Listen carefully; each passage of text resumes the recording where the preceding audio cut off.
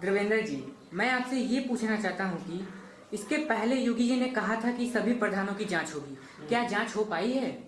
देखिए, हमारे हिसाब से तो अभी तक तो योगी जी जब से सरकार अपना चला रहे हैं तब से योगी जी ने यही कहा है कि हम सभी प्रधानों का जो है जांच कराएंगे, लेकिन अभी तक प्रधानों का जांच हुआ ही नहीं। एक्चुअल में यह देखा जाए तो हर यहाँ कम से कम काफी प्रधान हैं, लेकिन अब एक्चुअली चुनाव भी उनको लड़ना है, इसलिए वो चाहते हैं कि हम अगर जांच करा देंगे तो हमारी सत्ता खत्म हो जाएगी। इसीलिए वो शायद डर के मारे जो है गांव के प्रधानों की जांच नहीं कराना चाहते हैं। अगर मैं सत्यता से ये कह दूं कि अगर वो जांच करा दे, पक्का मैं बता दे रहा हूं, कोई भी ऐसा प्रधान नहीं होगा जो कि फंस न पाए, ये आप मान लीजिए। क्योंकि हर प्रधान कुछ न कुछ जो है अपनी गलतियों को जो है छोड़ता रहता है। अगर हर गांव का अगर आरटीआई मांग लिया जाए, राइट टू इन्फॉर्मेशन जो होता है, जो गांव में होता है, तो अगर उसमें मांग लिया तो सारी सच्चाई जो है पता चलेगी। अगर आप आरटीआई भी लेते हैं तो गांव के प्रधान कहते हैं कि ये आरटीआई गलत है, गवर्नमेंट कहती है कि मैं ऑनलाइन चढ़वा दे रहा हूँ। गवर्नमेंट जब ऑनलाइन चढ़वाता है तो गवर्नमेंट जब उसमें आप आरटीआई मांगने जाएंगे तो उसमें कहेंगे कि ये तो मैं प्रपोजल बनाया हूँ, ऑनलाइन दिखता है, और उसका जब रिपोर्ट आप निकालेंगे तो गांव में जितना वो बजट बनाया है उतना बजट होता भी नहीं है। तो वो जो काम कुछ और कराए रहते हैं और दिखाते कुछ और हैं। जब फील्ड में वो ब्लॉक में जब चले जाइए, ब्लॉक में पता करिए, ब्लॉक से राइट टू इन्फॉर्मेशन लीजिए तो वहां कुछ और मिलता है और ऑनलाइन कुछ और मिलता है। योगी जी इसलिए नहीं कराना चाहते हैं कि हमारी सत्ता, हमारी सरकार जो है इस पे खत्म हो जाएगी, क्योंकि प्रधान सारे विपक्ष के गांव के सबसे ज्यादा वोट अगर किसी को मिलता है तो इनको मिलता है, और उसमें सभी प्रधान जितने भी इंक्लूड हैं। आज के डेट में देखेंगे जो चुनाव पंचायत की होने वाली है उसमें यह मांगा गया है कि ऑडिट जब तक नहीं कोई प्रधान देगा वो चुनाव नहीं लड़ पाएगा।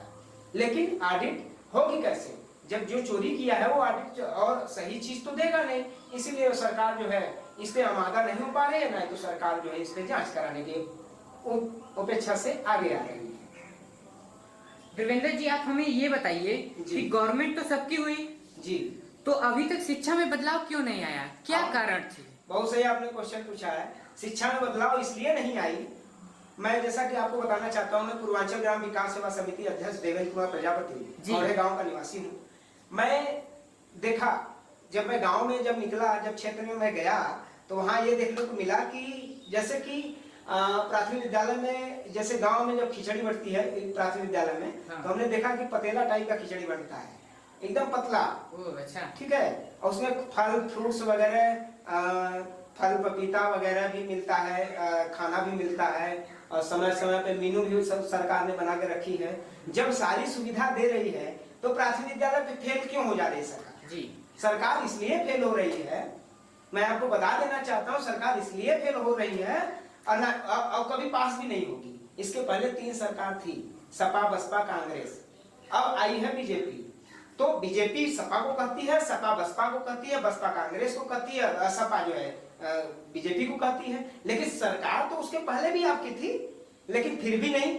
लेकिन आज ये बताइए कि खिचड़ी खिलाने से, बच्चे को दूध पिलाए, दूध दे देने से, फल फ्रूट्स वगैरह दे देने से क्या आज भी बच्चों की स्थिति ठीक है प्राथमिक विद्यालय में? आप हमें जरा बताइए।